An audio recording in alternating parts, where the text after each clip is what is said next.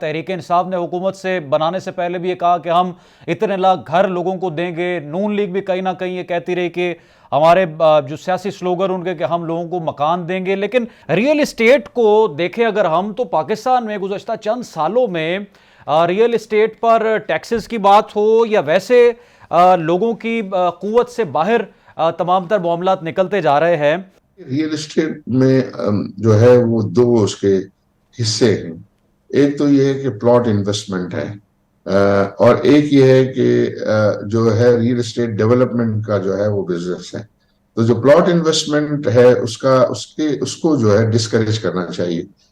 تو اس کے لیے میں اکثر یہ کہتا ہوں کہ جو ہے وہ پلاٹس کی خرید و فروخت پر ٹیکسز کو بڑھائیں اور وہ پھر کنسٹرکشن میں کنورٹ ہوں اور جب اس کی ڈیولپمنٹ کے اقدامات ہو رہے ہوں تو اس وقت کچھ ٹیکسز واپس کر دیے جائیں. تو ہائی ٹیکس آپ اس کی ٹریڈنگ پہ لگائیں پلاٹس کی اور جو ڈیولپمنٹ پہ جو ہے آپ رعایت دیں اس میں سے واپس کریں.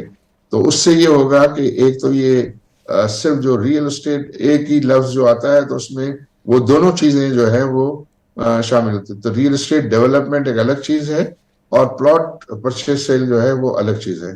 تو جو یہ شکایت رہتی ہے اکثر وہ یہ ہے کہ وہ پلاٹس پر جو ہے وہ ٹیکسز کی جو ہے وہ شکایت رہتی ہے کہ اس کے اوپر زیادہ ٹیکسز ہوں. لیکن ریئل اسٹیٹ ڈیولپمنٹ پہ تو سارے ٹیکسز موجود ہیں. وہ تو جتنے کارپوریٹس پہ جو ہے چونکہ وہ کارپوریٹ باڈی بنتی ہے یا پارٹنرشپ ہوتی ہے یا سول پروپرائٹرشپ ہوتی ہے تو وہ تو ہر دوسرا بزنس پہ جو ٹیکسز ہیں اس پہ وہ سارے ٹیکسز جو ہے وہ آلریڈی موجود ہیں. تو اس میں آئی تھنک یہ کلیئر ہونا چاہیے کہ اس ریئل اسٹیٹ کو مزید جو ہے وہ ٹیکس کرنے کا مطلب ہے پلاٹ کی خرید و فروخت کو جو ہے وہ کرنا, نہ کہ ریئل اسٹیٹ کی ڈیولپمنٹ کو جو ہے مزید جو ہے وہ ٹیکس کرنا. تو اس سے تو پھر وہ ان کا کنٹریبیوشن ڈیولپمنٹ کا کنٹریبیوشن بہت ساری انڈسٹریز کو سپورٹ کی صورت میں, جاب کریشن کی صورت میں اور گورنمنٹ کے ساتھ جو ہے وہ ریونیو کی کنٹریبیوشن کی صورت میں آلریڈی. اور یہ جو ریئل اسٹیٹ ڈیولپمنٹ ہے وہ سیکنڈ لارجسٹ امپلوئر ہے آفٹر ایگریکلچر.